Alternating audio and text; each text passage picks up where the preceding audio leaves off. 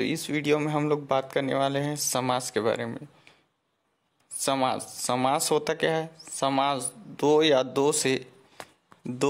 दो से अधिक शब्दों से मिलकर जो नया सार्थक शब्द बनता है उसे ही क्या बोला जाता है? समास बोला जाता है, ठीक ना? या फिर समासिक पद बोला जाता है। अब बात करते हैं समास के भेद के बारे में। तो समास के कितने भेद हैं? तो समास के 6 भेद हैं, या इसी को बोल सकते हैं समास के प्रकार। तो समास के कितने प्रकार हैं? तो आपके समास के 6 प्रकार हैं, याद रखिएगा। इसको क्वेश्चन में पूछता है कौन कौन से समास होते हैं। तो पहला है आपका अव्ययी भाव समास, दूसरा है तत्पुरुष समास, तीसरा है कर्मधारय समास, चौथा है द्विगु समास, पांचवा है द्वंद्व समास और छठवां आपका कौन सा है? बहुब्रीहि समास। अब हम लोग पहले समास के बारे में देखते हैं, जो कि कौन सा है? आपका अव्ययी भाव समास।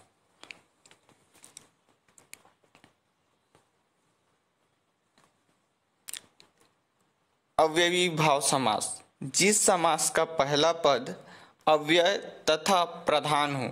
पहला पद या तो अव्यय होना चाहिए और आपका प्रधान होना चाहिए, तो उसे क्या कहेंगे अपन लोग? अव्ययी भाव समास कहेंगे। इसको पहचानने का क्या तरीका है? तो पहचानने का सिंपल सा तरीका क्या है? पहला पद हमेशा क्या हो सकता है? अनु हो सकता है, आ हो सकता है, प्रति हो सकता है, भर हो सकता है, यथा हो सकता है, हर हो सकता है। या मुख्य रूप से बोले तो पहला शब्द क्या हो सकता है? आपका उपसर्ग ही रहता है, याद रखिएगा। उपसर्ग ही रहता है हमेशा पहला पद। जैसे एग्जाम्पल के रूप में देखें तो एग्जाम्पल कौन सा है आपका? एग्जाम्पल के रूप में देखें तो प्रतिदिन, याद रखिएगा। प्रतिदिन ये क्या है? प्रति प्लस दिन यानी प्रतिदिन। इसी प्रकार से और देखें तो यथा संभव, यथा प्लस संभव, यथा संभव। उसके बाद और एक एग्जाम्पल देखते हैं, हाथों हाथ, याद रखिएगा। हाथों हाथ, हाथों प्लस हाथ। चलिए अब दूसरे समास पे आते हैं, जो कि है आपका तत्पुरुष समास। तो तत्पुरुष समास का बात करें तो तत्पुरुष समास जो है उसमें आपका उत्तर प्रधान होता है तथा, याद रखिएगा, उत्तर पद प्रधान होता है तथा दोनों पदों के बीच कारक चिन्ह लुप्त हो जाते हैं, ठीक। कोई भी दो शब्द से जो समास बना है उसके बीच में जो कारक चिन्ह है वो लुप्त हो जाते हैं। उस कंडीशन में हम लोग उसको क्या बोलेंगे? उस शब्द को तत्पुरुष समास कहते हैं। अब आपसे पूछता है कि तत्पुरुष समास के भेद कितने हैं? याद रखिएगा, तत्पुरुष समास के भेद आपको पूछ सकता है। तो तत्पुरुष समास के आपके 6 भेद हैं, आपको याद रखना है। समास के भी 6 भेद हैं, उसी प्रकार से तत्पुरुष समास के भी आपके 6 भेद हैं। ये किन आधारों पे हैं? तो ये समास की विभक्तियों के आधार पर, विभक्ति या कारकों के आधार पर इनका नाम का वर्गीकृत किया गया है। पहला जो आपका तत्पुरुष समास आता है वो कौन सा आता है? कर्म तत्पुरुष, याद रखिएगा, कर्म तत्पुरुष। इसमें क्या होता है? इसमें को का लोप हो जाता है, याद रखिएगा। को कारक चिन्ह का क्या हो जाता है? लोप हो जाता है। याद रखना है आपको, कर्म तत्पुरुष कहां पर रहेगा? जहां पर को कारक चिन्ह का लोप हो जाएगा।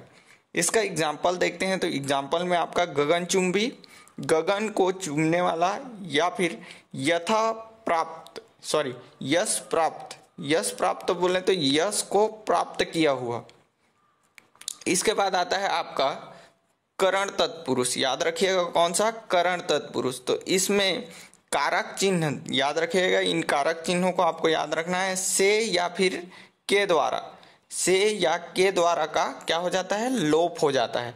इसका एग्जाम्पल देखें तो एग्जाम्पल है आपका शोकग्रस्त यानी शोक से ग्रस्त, और मगंध यानी मद से अंधा, याद रखिएगा। इसके बाद अगला जो तत्पुरुष समास आता है वो है संप्रदान तत्पुरुष, याद रखिएगा कौन सा? संप्रदान तत्पुरुष। इसमें जो कारक चिन्ह का लोप होता है वो है के लिए, याद रखिएगा, के लिए कारक चिन्ह का लोप हो जाता है। जैसे एग्जाम्पल के रूप में देखें तो गौशाला, यानी गौ के लिए शाला, देशभक्ति, देश के लिए भक्ति, यानी इनमें क्या हुआ था, के लिए का क्या हो गया था, लोप हो गया था। इसके बाद अगला जो तत्पुरुष समास आता है वह है अपादान तत्पुरुष। अपादान तत्पुरुष में से चिन्ह का लोप हो जाता है। ये से कौन सा है, आपका अलग होने का भाव बताता हो, ऐसा से चिन्ह से क्या होता है, आपका लोप हो जाता है। एग्जाम्पल के रूप में बात करें तो धनहीन, यानी धन से हीन, यानी धन उसके पास खत्म हो गया। उसके बाद है आपका पथ भ्रष्ट, पथ से भ्रष्ट यानी रास्ते से अलग हुआ वो। इसके बाद अगला जो आपका आता है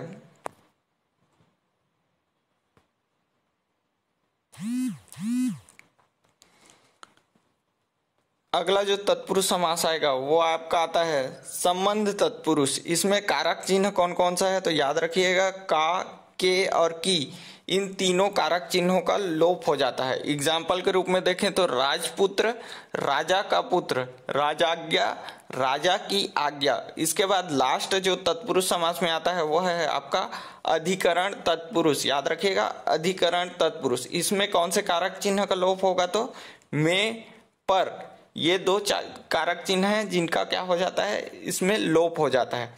एग्जाम्पल के लिए देखें तो लोकप्रिय, लोक में प्रिय, और आप बीती, आप पर बीती, ये आपका तत्पुरुष समास खत्म हुआ।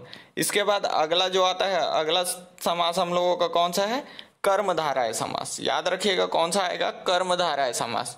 अब कर्मधारय समास की बात करें तो जिसमें समस्त पद का आपको जो पद दिया रहेगा उसका आपका उत्तर पद यानी पीछे वाला पद प्रधान होना चाहिए, साथ ही उसमें उत्तर पद में उपमान या उपमेय अथवा विशेषण या विशेष से संबंध होना चाहिए।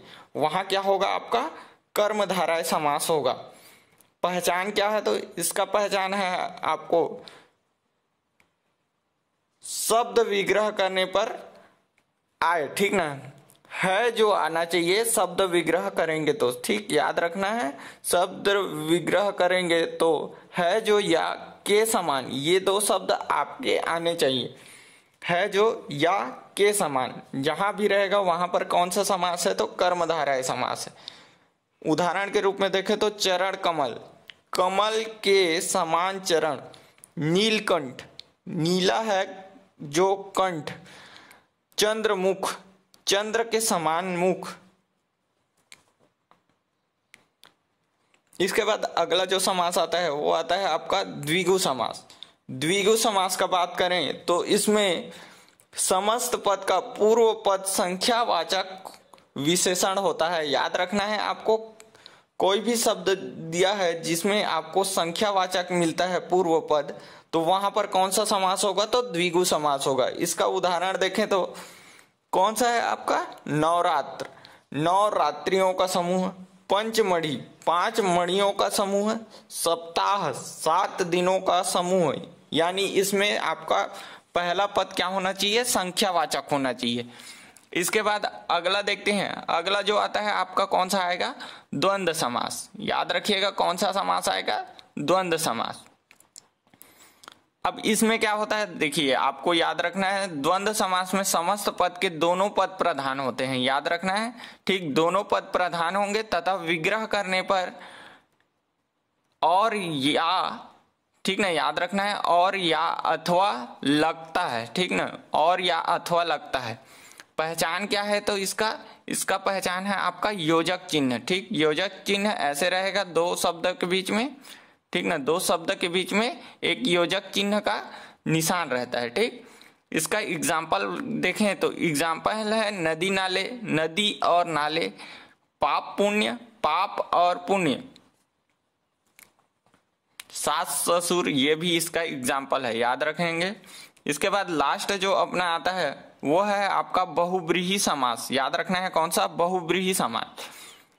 बहुब्रीहि समास का खासियत क्या है, इसमें कोई भी पद क्या रहता है, प्रधान नहीं रहता है, और दोनों पद मिलकर तीसरे पद की ओर संकेत करते हैं। याद रखना है, इसमें कोई भी पद आपका क्या प्रधान नहीं रहेगा, कोई भी पद प्रधान नहीं रहेगा और दोनों पद मिलकर तीसरे पद की ओर क्या करते हैं, संकेत करते हैं। एग्जाम्पल